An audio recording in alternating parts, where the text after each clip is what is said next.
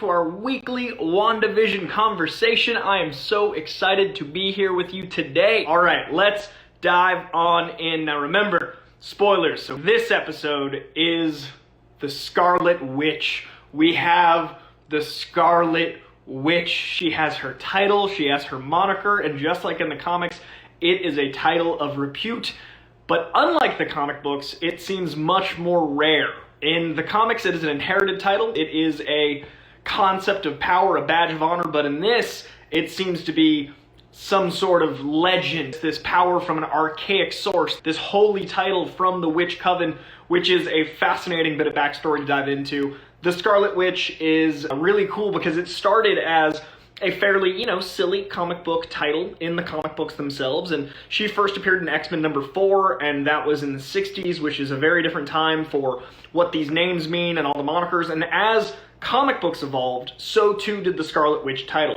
The Scarlet Witch title became something that got passed on. It wasn't just Wanda. The Scarlet Witch title became part of the legacy of her power set, and the show is doing a really cool job of blending a ton of mythologies from the comic books and the MCU mythology to really streamline her origin. Because frankly, the Scarlet Witch origin is a mess. It started in the 60s, it's had a ton of writers on it, it had a lot of issues with how she was characterized and her powers being probability-based, mutant-based, magic-based, all sorts of different continuity issues because you have 15 writers on a character over the course of 30 years. That's a problem already. You've got 40 writers over the course of 60 years. That's another thing entirely. I love that Kevin Feige has seen the long game of this character and he's able to curate which things he wants to utilize for the character. Sort of a, now that's what I call music, Scarlet Witch, the best of her legacy and making it into one cohesive thing. He, in fact, said in 2019 at CCXP, he said, quote, "In this show, they would reveal a name that I'm not even sure we've said in the MCU yet, but we will absolutely make a big deal of it in the show, which is that Wanda is in fact the Scarlet Witch." What does that mean, that she is the Scarlet Witch? Well, that's what we play into in the show, in ways that are entirely fun, entirely funny, somewhat scary, and will have repercussions for the entire future of Phase 4. The entire future of Phase 4 is impacted by the moment we just had today. This was a quote I said back on Collider Heroes. This was a quote I remember Kevin Feige being so amped about. It was one of those big moments. And now here we are. We've made it to 2021 and we have the Scarlet Witch, and I remembered a quote from 2 years ago that I was excited about, and it has landed, and now we know this is going to change everything going forward. This ties into Doctor Strange. This ties into what multiversalitudes, which is totally a word, it's a word now, is impacted by her wielding chaos magic. Giant moment, cannot be overstated, it's gonna be crazy. I love that the lore and delivery of what the Scarlet Witch is was delivered both with gravitas, but also a bit hammy. I love that Kathryn Hahn is able to walk the line between big acting, but grounded acting. She was made for comic book content because she's able to say lines that shouldn't work very well, and she's able to deliver backstory in a single line of dialogue like this. It is incredible. The lore and backstory implied in that line is pure magic. So in the comics, as I was saying earlier, it is an inherited title, and in the comic books, it's captain or general. It has authority, but this is so much. This is quite the legacy as it's implied by the current iteration of what a Scarlet Witch is. We also got into chaos magic. Chaos magic is something that also has a very messy history in the comic books. Chaos magic is something that Doctor Strange just thought was fake, didn't believe in it. He thought it was just Wanda's mutant abilities going awry and thought he could help her find a through line. He thought it was a figment of her imagination. Chaos magic has a lot of problems in the comic books because, again, there's a lot of writers and the concept is very broad. Chaos magic used here as something that is the ultimate in power. The witches didn't necessarily believe in, and tying it all to her scarlet power set, the way she wields this red color magic. What I think is interesting is she wields red magic, and the other witches all seem to use blue. Kathryn Hahn's Agatha Harkness is purple. Is the power of witches typically blue, and then it was tainted a bit with red chaos magic causing purple? Was Agatha trying to wield chaos magic, not able to fully grasp it? Is that something we're going to discover in the next episode? Is that something that she's seeking out? Because the whole episode was her unraveling Scarlet Witch. Her diving into the backstory was her trying to seek out the truth with a sense of jealousy, with envy. She's trying to figure out why she's so powerful, how she's so powerful. So maybe that's why she has that purple situation going with her magic, is it's a combination of the more traditional blue and red. We also have a quote here about the most modern of Scarlet Witch's definition of powers. There's a bunch of really good Scarlet Witch solo titles. One of my favorites came out in the 2010s, just called Scarlet Witch. The art is stunning. Agatha Harkness is part of it. Look up a book called Scarlet Witch in the 2010s, and I highly recommend you dive into that if you want just to focus on her character, because she's so powerful and beautiful and wonderful of a character, but when she's on a team, a lot like in the MCU, it's really hard to navigate all the nuances. So her most current, to my knowledge, accurate power description is, due to exposure to mystic energies and forces at an early age, Wanda may reshape reality to various extremes. Known as a hex, in her formative years as an Avenger, the Scarlet Witch believes she used the ability to affect probabilities for a positive benefit to herself, though at times to imprecise outcomes. Later, she mastered the ability and began to understand it as a literal altering of reality. So, it's not your black cat situation where it's probability and luck. It's not your just magic situation like Doctor Strange. It's a medley of both. It's a combination of all of these things. Also, her being a mutant has evolved and changed throughout the times. I'm really curious with this description and with the way the MCU is handling this character, is the latent ability that she had, that she showed with the Stark missile, a mutant ability. It doesn't necessarily make sense that the Mind Stone would give Pietro speed powers. It makes sense it would augment her mind. It would make sense that she would have certain moments and clarity and vision with the Mind Stone, but speed doesn't really track. So were they mutants and this unlocked something in them? Is that why they were the only ones able to touch it? We also didn't see Pietro in the entire sequence. We saw Pietro as a child. We saw Pietro later on in Age of Ultron, but in this segment with the Strucker experiments, we didn't see Pietro once. So I'm really curious what caused his transformation and why they were able to touch it and no one else was. It had a 100% fatality rate. As we saw in Avengers, people couldn't wield this thing. Infinity Stones break apart humans, so why them? Have we retroactively made Wanda the first mutant, and that ties into everything else? And obviously, we've talked about House of M quite a bit. We've talked about No More Mutants quite a bit. We've talked about how she might start mutants. What if she's a mutant and we discover what those are? What if the big cameo that inevitably is coming is Xavier or Magneto? What's tricky is the parents were clearly her parents, but neither of them was Magneto. Was she adopted? Was she left in Sokovia? Is this a continuity where Magneto's not her father? What of those questions that are going to need to answer as we go forward if they go with that continuity to begin with? These are the things I'm fascinated about. I definitely never thought that the commercials were her parents. I know a lot of people saw the actors as her parents. I think we can finally lay that to bed. I know I've had a lot of harebrained theories, but that one always drove me nuts because it seemed so, not short-sighted, but it seemed too consolidated. It seemed like it would kind of ruin things. So I'm really glad that her parents weren't in the commercial because that narrows it down way too much and it throws the other commercials off. It'd be like, why are they in some and not in others? We're now confirmed those were not her parents because we met her parents. Looked nothing like the commercial folk. Magneto curiosity. Xavier coming to explain what a mutant is. All still options.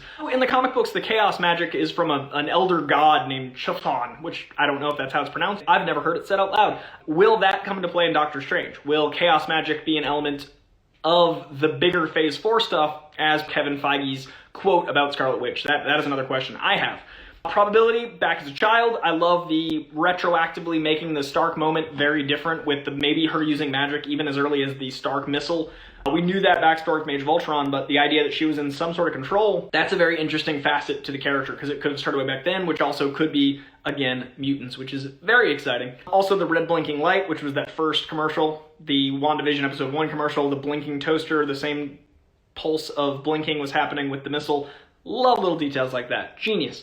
Only problem I had, which was a continuity issue, which I do think does still work because it was a memory, was when we flashed back to that memory of them, that would have been 1999.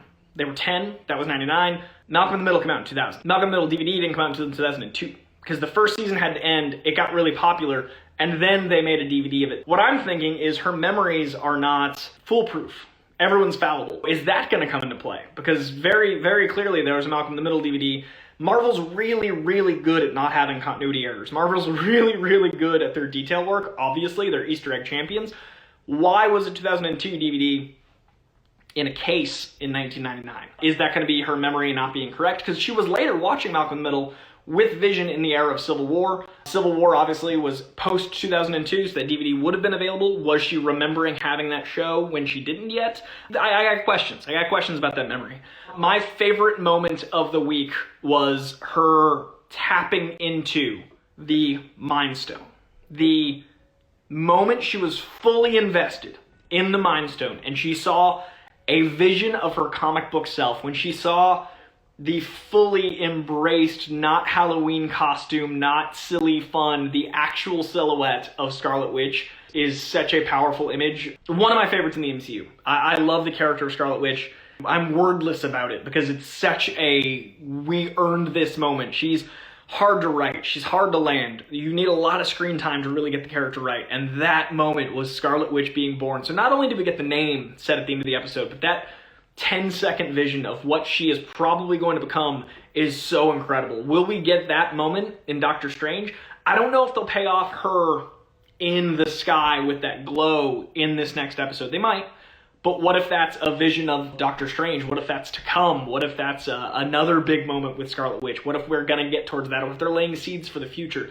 I love that moment so much. I could not begin to describe my emotions. The line of dialogue, what is grief if not love persevering, is such poetry, and as delivered by Paul Bettany, a man who can, he's Chaucer, for one. Anyone in A Knight's Tale has gone on to have incredible careers, but that man speaks poetry, and to have him speak that line as Vision broke my heart. What is grief if not love persevering is holy shit. I also really appreciated the fact that there's little details in what she's watching. That episode was the death isn't something that happens in this universe. So there's this tongue-in-cheek, no, he's not dead because that's not something that happens in this show. That is how a lot of people have felt about Marvel. That's how a lot of people feel about genre content. That's how a lot of people assume we experience these things. It's also a commentary on the very show she's in. What do we expect from this show? What do we expect from our blank content? What do we expect from sitcoms? So I love that awareness as she was talking about Malcolm in the Middle of all things. Also, it was very surreal to watch two Avengers watch Malcolm in the Middle. One, but I love that show so much. So to see two characters that I loved as a kid watching a show I loved as a kid was quite the experience. And it's also just surreal to see, like, driving in cars. It's so strange to me to see comic book characters doing innocuous things that they would be doing because I'm so vested in the comic books than watching Malcolm in the Middle. Just love that moment. Also, she was watching the Brady Bunch episode, season 1, episode 7, when she was watching Brady Bunch. That is an episode, according to Wiki, about Cindy Brady treating her doll like a baby and that baby going missing. Like the twins. She's treating them like something they aren't, and they go missing. Are we going to have issues with Billy and Tommy existing after this? Are they, they're certainly missing. Are they dolls? Are they figments of her imagination? What happens if, when Vision leaves the dome, he breaks apart? What happens to these kids? Because I thought they were going to be fine because we had those episodes where the jump rope remained from the tether. We had the clothing change altogether.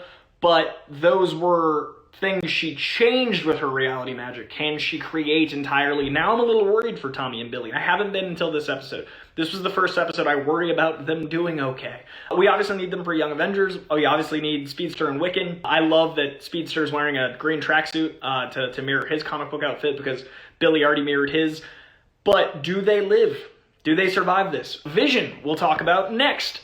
Do we think our new Vision, who looks awesome, who is straight out of West Coast Avengers number 45. The blanched out Vision is one of the earliest creations from the John Byrne era of the Avengers. John Byrne, B-Y-R-N-E, is one of the greats of comic book illustrators and writer. John Byrne is a legend for his runs. He's the illustrator on the Claremont era of X-Men. He also did an incredible Avengers run. If you want to read classic comics, just look at the name John Byrne. Everything he drew is iconic. His run on Avengers really kicked off with this West Coast run that I think is one of the most powerful to date of Vision storylines, because we've already fallen in love with Vision at this point in the comic books, and he comes back after being disassembled, and Hank Pym is the one trying to reassemble him in this continuity, and he can't get his memories back. He can't get his mind back. And in this continuity, Wonder Man is responsible for his brainwaves, and Wonder Man refuses to let them track his brain again, so basically he stays memoryless, not mindless, but not emotional. He's an android. He's an unfeeling, unsympathetic creature. That's what I think we're going to get in the next episode, is Wanda's been through the grief of losing Vision twice. Now she's going to be fighting a Vision that doesn't remember her. And she's going to be experiencing another loss. And that is, I mean, this whole episode was grief and trauma and heartache and how brutal the world can be. That's what I think is really going to push her over another edge, is this new Vision and what he is to her and how he won't know who she is and how he won't emote. That character is huge. West Coast Avengers number 45 is a beautiful, beautiful cover, and it really, just the cover shows the power of this character. That is the character that we're going to be dealing with, I think, going forward. I'm a little worried. The only thing I'm worried about is Paul Bettany's very cheeky. Paul Bettany has a very, very specific sense of humor. He said in February regarding a certain character, and this is a quote I said last week on this show, on our weekly WandaVision conversation. I said this quote, but what if this is about Paul Bettany? He said, quote, "There is one character that has not been revealed, and it's very exciting. It's an actor I've longed to work with all of my life. We have some amazing scenes together, and I think the chemistry between us is extraordinary and fireworks on set." What if he's talking about himself? What if it's Bettany talking about acting with Bettany? What if we've been waiting for a moment and it's a cheeky opposite himself acting experience? Paul Bettany, have you been trolling us this whole time? I'd buy it. I could see that being what this quote's about. Are those fireworks on set? Bettany v. Bettany? Time will tell. We'll see you next week. The Magical Construct Vision and Magical Construct Pietro, which was very funny to me. Pietro, what does that mean for them going forward? What does that mean for us leaving this dome? I've said I'm worried about Tommy and Billy, but what does all that mean? Because Wanda sees him as Pietro, but not quite right, because we found out she's not using necromancy and he was in the wrong continent and that body has holes. But why does he look like Fox's Quicksilver? Is that something that's a tongue-in-cheek? Is that trolling us? I have so many questions about Pietro that will assuredly be revealed in the next episode. What does it mean for things falling apart after this magical construct ends? I'm really curious about what Vision becomes, especially with both Visions. Do we keep the White Vision after this? Is that something where he gets an arc of rebuilding and learning humanity and all those things? Is that something that happens in Phase 4? In the comic books, that's what happens. We have White Vision learn to love again. Will that be a thing that happens with this character? I'm very curious about. Also, the cataract joke, I realized it was either last week or the week before. A cataract is blurry vision, and now we've seen what distorted vision looks like. Distorted vision is a distorted vision, an all-white distorted vision. I appreciate a good pun, and in this case, a good pun that lands this way is pretty fantastic. Vision is actually dead.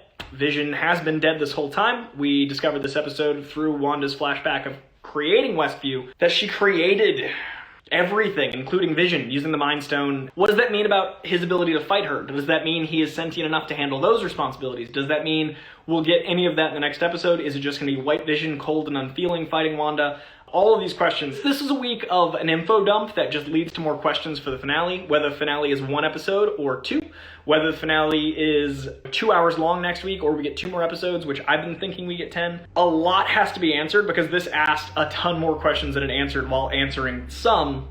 I would expect a Vision v. Vision battle because of the quote. I would expect something to happen with him being a creation of her where he maybe has to get shut down, like maybe that's another bit of Wanda's trauma and grief, is depowering the Vision she created, which is going to be very traumatic. I have so many questions. All right, moving over to Agatha. The Agatha backstory was amazing. In the comic books, Agatha is ancient, and the Salem witch trials are a big part of Agatha Harkness's backstory. I love that we were back to 1693 dealing with Agatha. I love that Agatha Harkness is so powerful, she's able to take down her whole coven. That gives us a lot of story in a very short amount of time. I have a lot of questions about her mother. The crown looked awesome. It reminded me of Atlantean crowns in the comic books. Now, Atlantis ties into Agatha Harkness a decent amount. Is this the beginning of what we're going to see from Atlantean magic? Is this the beginning we're going to go back in 5 years and be like, oh, that was when they started planting Atlantis concept? I'm wondering if the magic of Atlantis might look like this kind of witchcraft. I'm not saying that Atlanteans are witches. I'm not saying that it's that direct. I'm just curious about that crown. Obviously, she's a witch. She was the leader, it seemed. That ties into that. But there's something about her backstory, Agatha's, in the comic books, and that look that reminded me of Atlantis. Could be nothing. We will see. Love the purple MCU logo tying into Agatha. Young Han, what an incredible effect using the de-aging technology on Catherine Hahn to make her, teen 20s in 1693. So we had so many different Catherine Hahns. We had our modern Catherine Hahn, we had our full witch Catherine Hahn, we had the Catherine Hahn of her youth in Salem, a lot of different elements using very, very clean technology. That was probably the best de-aging I've seen Marvel do yet, which was pretty inspired. And I really liked that they were able to utilize that to show her power at such a young age. And also that led to the jealousy, that led to the entire story of this episode, what we were building up to, why she would want to seek that magic out so much, why she would have this vengeance, the fact that she's wearing her mother's brooch, which is probably some sort of connotation either to her mother, her legacy, her heritage, a title, a moniker, like the leader. But either way, seeing that brooch on someone else, and clearly she took a brooch off her mother's corpse and has been wearing it in every episode, shows a certain amount of darkness. I'm also really curious that she's really menacing in the end of the episode. She has Tommy and Billy literally by leashes around their throats. But there's a few moments where she seems genuinely concerned, and I'm wondering if that's how we maintain the anti-hero of Agatha Harkness from the comic books. I don't think she's our big bad. I don't think that we will live in this world for long. I do think someone new is pulling the strings. Unfortunately, the cicada is not Mephisto. The amount of trolling Marvel's done. We have a fake Pietro that might or may not be Fox, the cicada that everyone thought was Mephisto, all of these misleads, the Wanda getting Vision's body from S.W.O.R.D. and it being footage that would have been Age of Ultron, reused through careful editing of Hayward in continuity to make us think we were watching her lose it when she actually just leaves the body there and everything's fine. The fact that we were trolled through editing in and out of continuity is genius. Hayward edited it to have our eyeline characters, Darcy and Wu, believe something. We saw that footage and believed the same thing they did, and then we saw the reality. She used her magic to open a door. But we all assumed a lot, and it tied into the original comic book stuff where we assumed that was her losing it. Inspired. But the question is that what's happening with Agatha? Are we going to see her as someone that helps Wanda in any way? Is this something that's a lot like the Agatha bait and switch in the last episode of Halloween? We thought for a moment that Agatha might not be the witch and they were misleading us. There are so many things that happen this episode that I think are complete bait and switches for what's to come in 9 and 10. I still think there's 10 episodes. The pacing of the show implies we're going to get 10, unless it's very long, and the amount of answers that have to be said is going to be at least 2 hours, or a strong hour and a half. But I do think that what happened in this episode with Agatha was a lot like the last few episodes where it ended on a cliffhanger that did not actually follow into that realm of thought. A number of people thought that it might actually be Agatha that helped create the chaos of the dome, and we clearly saw that this episode was not the case. I still think Mephisto is utilizing the grief. I still think it's a nightmare combo. I still think that character needs to get introduced. We need to solve all sorts of photon stuff. We need to solve... I maintain I don't trust that Dottie. There's something going on with Dottie. I know she hasn't been in the last half of the show as much. She's had a couple of flash moments. But the way they introduced her and the way they've set her up feels like they're intentionally tucking her away. We haven't seen her in the town. We, in this episode, saw Westview disassembled as it was just as New Jersey. And we saw a large amount of supporting cast. Still haven't seen Dottie. I have questions. So they need to answer Photon, they need to answer Pietro, they need to answer, theoretically, Mephisto, they need to answer Dottie. They have so many things to solve. I don't think it's one episode. Slipping between witches to Cold War to superhero to sci-fi through different set pieces throughout the Marvel Universe in one episode is the power of the Marvel Cinematic Universe. Those are completely disparate tones. Those are completely separate universes in most anything, in most movies, in most TV shows, in most continuities, in most anything. This was able to put all of that together in one. We literally jumped from witches to superheroes on the way we experienced sitcoms and Cold War and many very different things, and it all was about grief and trauma. If you rewatch any of these videos I've done, that is what I've said this show is about. This episode said the words a lot more than the other ones had.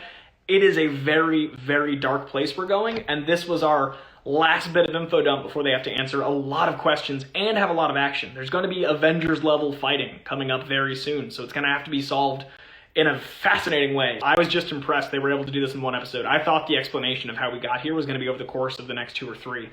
I thought we'd get the slow burn reveal. Instead, because it's well paced, they gave us all the information of Scarlet Witch, all the information of Agatha Harkness in parallel storylines, backstory lines that are going to lead to a lot more answer, action, cliffhanger, and either that cliffhanger ends and then we go into Doctor Strange, or that cliffhanger ends, then we have a secret episode. Either way, the next episode is going to end in a way that it's going to blow our minds, and we're not going to be ready for it. And hopefully there's a 10th episode, because it's going to be a rough year waiting for Doctor Strange. So this is the beginning of Act 3. This episode, all the information building to a crescendo. That is the perfect pacing for that. Question: how is Hayward tracking Vision inside the dome if the vibranium was with him the whole time? Hayward claimed he was tracking Vision. That is clearly a lie. He's a liar. The character is untrustworthy. What was he tracking in the dome? Because that was a creation of her. There's no vibranium in the Vision inside the dome. So, lies? Answers? I am very curious about that. Hayward has to be discovered a bit more. We saw his full, I'm gonna be sympathetic and then switch things on you like he did with Monica and now Wanda. This episode he did the same thing. I'm being a nice guy, I'm an asshole. We will presumably find out why he's such a dick. I'm very excited to find out what is the catalyst for him. I'm assuming it's something to do with the Hayward. There's more to him, I think. A way to contextualize a villain. The economic impact of the blip is so contextually fascinating for both Thanos and the MCU. So many villains don't have the time to really get their point across. Thanos was right, was trending forever. Thanos is one of the best villains of all time. It's been a couple years since the blip in our continuity, and we're still seeing the impact. That's the power of comic books. That's the power of playing these movies this way. That's the power of serialized content. Thanos is affecting the MCU still now, and it's been a while since the blip because that was a zeitgeist shifting event. 50% of everything went away. What would that do to the planet? I'm so glad that didn't end with Endgame. I'm so glad that Spider-Man Far From Home dealt with some of it. I'm so glad we're still dealing with it. That scene, the Westview scene, was so powerful, and it looked like so many places down in their luck, and I'm really glad they addressed it. And I also think that's how Wanda's rationalizing what she's doing. Grief, trauma, helping. She made the town better. She's benefiting these people. The town was like this when I got here, and then I made it better through sitcoms. I grew up using these as a coping mechanism. Let me do this as a coping mechanism for you. They told all of that in 40 minutes. They told all of that with black and white and color and sci-fi and superhero and witches. They told an incredible story in one 40-minute chunk. So now we dive into the action insanity, and I'm so glad Thanos' impact is forever in the MCU. That is storytelling. That is impactful moments. That is how you don't have superhero movies feel like villain of the week. That is how you tell a villain story. Thank you, Marvel. Very important. There were no open credits this week, and there was also no please stand by moment. It just cut to credits, which was very jarring. We obviously are no longer in the TV show, so the opening credits would not be there. We have caught up to modern day. The episode was also a flashback previously on Bottle episode. It felt jarring when we didn't have a please stand by. I think that's another reason I think there's 10 episodes. I think they're going to cut us off at a cliffhanger, and we're going to be like, how is this the end? What if they play 2 episodes next week? I love that they're reinventing television so we actually don't know what they're capable of. They could have this episode drop at midnight and then there'd be a secret 10th episode. They could have it be one long episode. They could also make us wait a week not knowing if this is going to pick up in Doctor Strange 2. So much fun. The cicada betrayal, but that bunny is definitely a cat though.